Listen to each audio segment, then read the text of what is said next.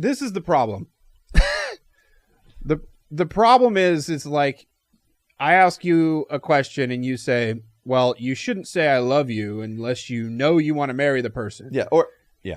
Or you shouldn't be kissing the person if you don't already know you want to marry the person. And you shouldn't be doing this unless you don't already know that you want to marry the person. Mm-hmm. To which my question is, well, why don't they just get married right then after they kiss each other and that be the... But the problem is, you've got the back end of that where it's like, you should never talk to someone unless you know you want to marry someone. And you've got those Christians, and you should only be with them at church. Right. Unless you want to... Right. Unless you know you want to marry them. Like, if you see them outside of church, you're obviously getting married. Right. Right? And so... all of these different factors from all of these different Christians get poured on top of kids. Yeah. And then they have no idea what to do. Right. They have to go from not knowing anyone of the opposite sex to being married in an instant, but they're not allowed to do that either. Yeah. And so it leaves kids with nothing, like it leaves everyone, like if you went to 3 different churches, you'd be out. And went to their... It went to 3 different churches, youth, dating seminar camp, whatever things where they talked about it. Right. You would come away with no idea what to do because you're not allowed to talk to anybody. Okay. They separate you on each side of the room. You know what I'm saying? Yeah. When they're talking about this stuff, they're like, girls over here, boys over here. Okay, when you leave, you need to walk opposite directions and never even know each other existed. But then when... at some point, you're supposed to say "I love you" to them, and then get married the day after that. I mean, do you get what I'm saying? Like, it's absolutely crazy. I know.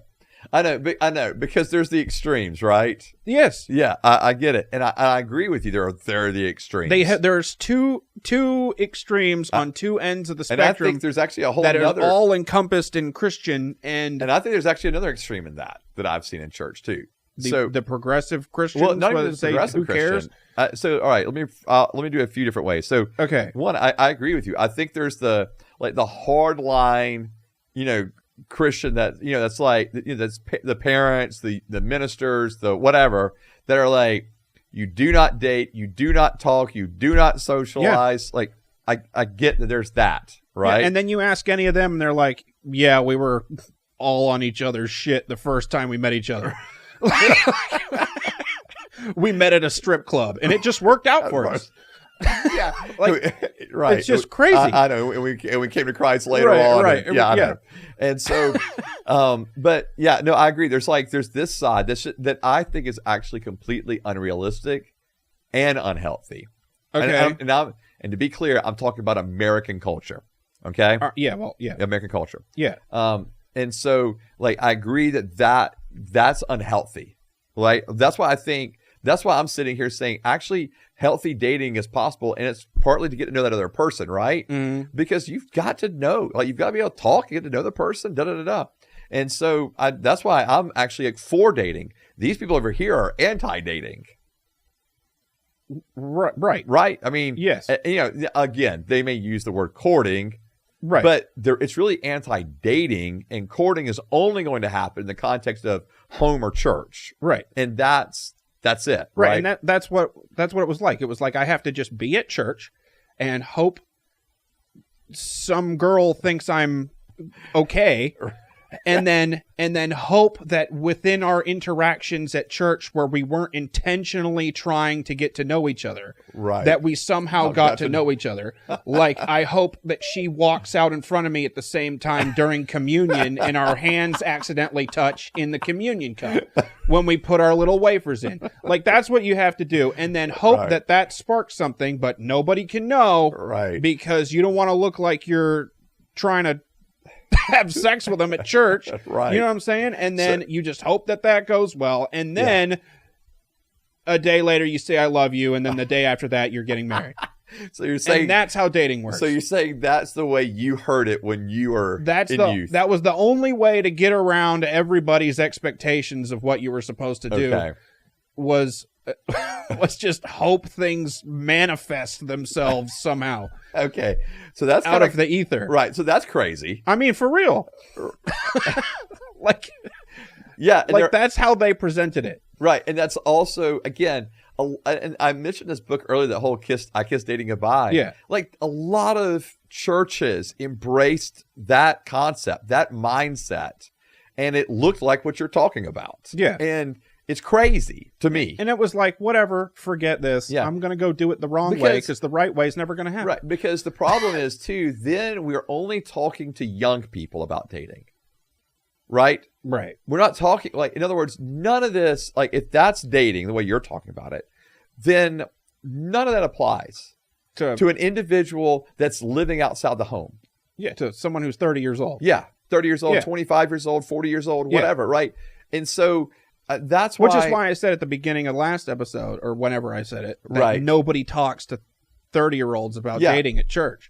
Yeah, and shame on the church for not addressing it in a healthy manner. Okay? Cool. And so, yeah. And so, like, because the thing you're talking about is crazy. For me, like, my perspective, that's insane. Yeah.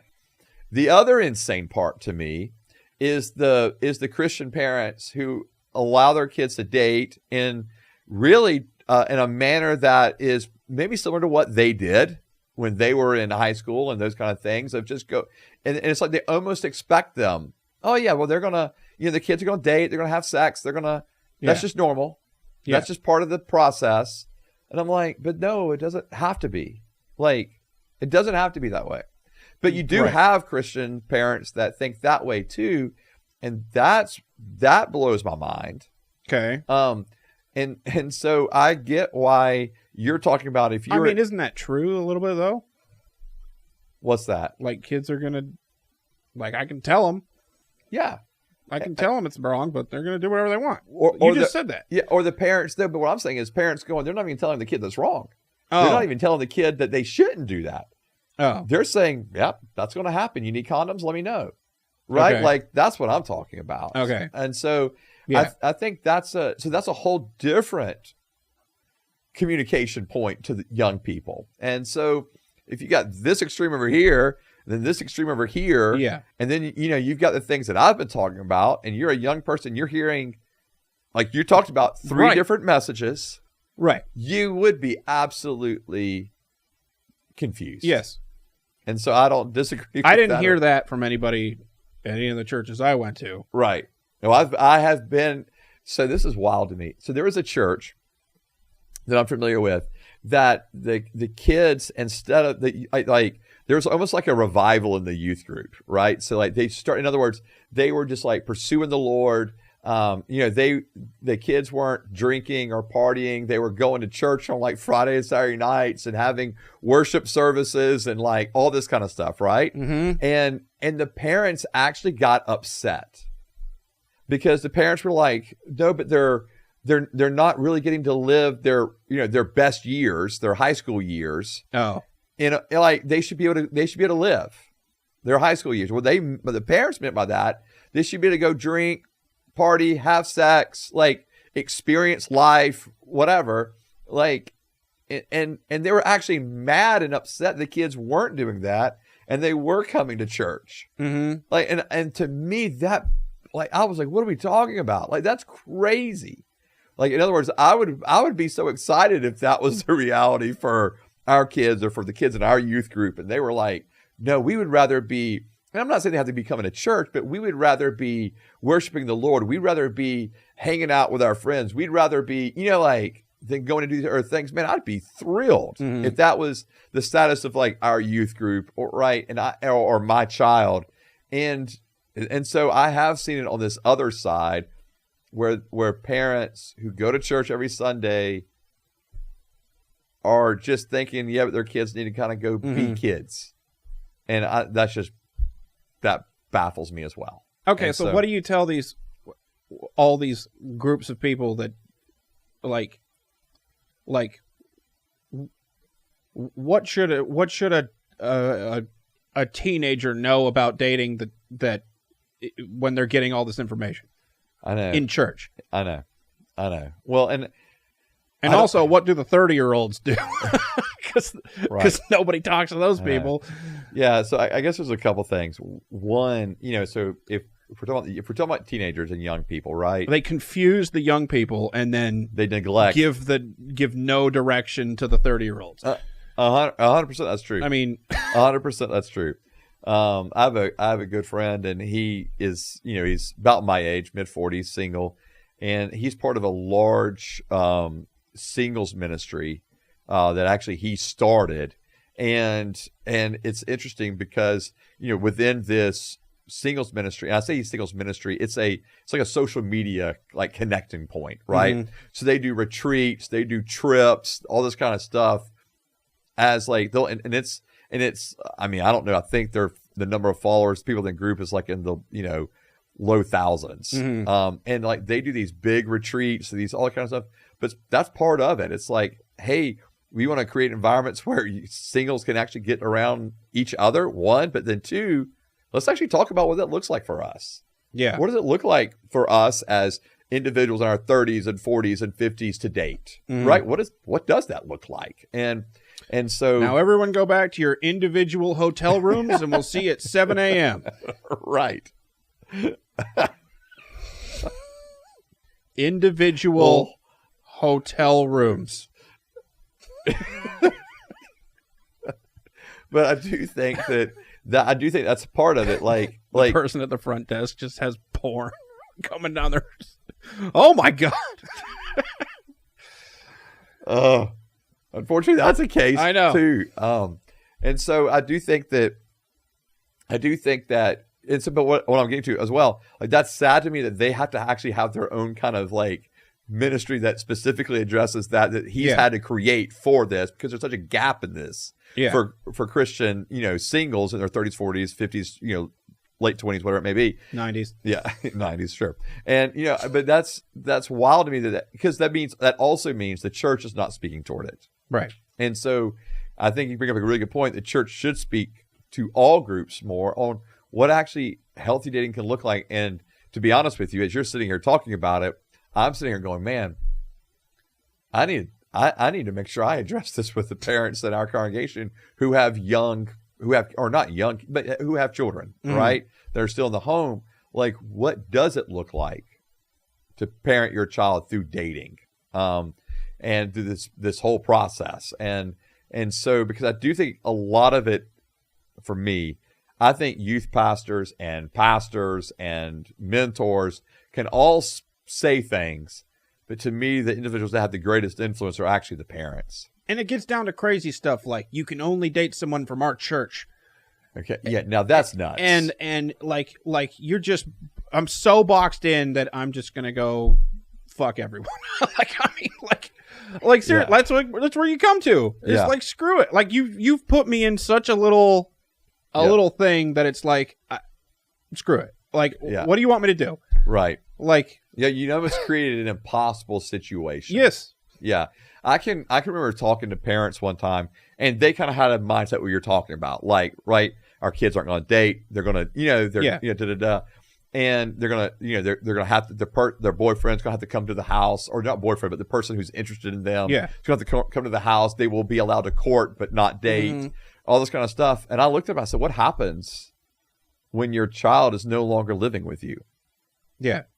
And let's say they're living out of, in a different city or different state. Like, what are they going to do in dating? Like, what does dating look like how for them? How do they know how to date properly when they're not at home? Right. And the parents looked at me, looked at each other, looked back at me, and realized in a moment that their 17-year-old, child was not prepared at all to leave the house in a year, if that's what the child chose to do. Right. Because they had never thought through it that far. Right. And I do think this is sort of a general sheltering problem. Yes. Because you could do that with literally everything. Right. 100%. And so that's what I'm saying. I think that's why you've got these extremes, right? Yeah. You've got like the extremes of like, this is the structure, and then you got the other one that's just like, go do whatever you want to do. And actually we encourage you to go do things. And so I think that's why healthy dating should be talked about, discussed, And I'm not saying the way I laid it out is like perfect, okay? And I'm not saying the way I laid it out hits everything 100%. And there's probably a lot of people... But it is a way of laying it out that allows me a little bit of freedom, I guess. Yeah.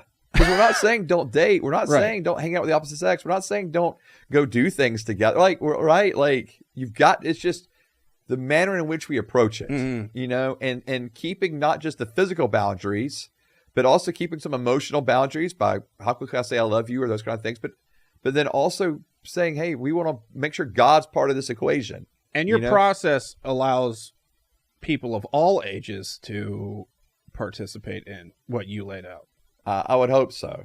Except for people that can't drive their own cars. Right. I mean, that would, you know. And meet at Starbucks.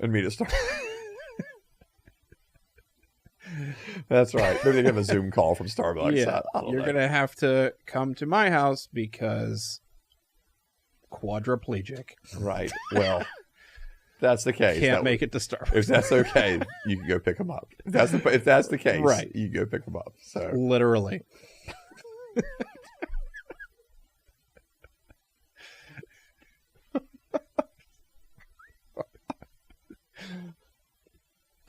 Just imagine. Let's go on our date, honey.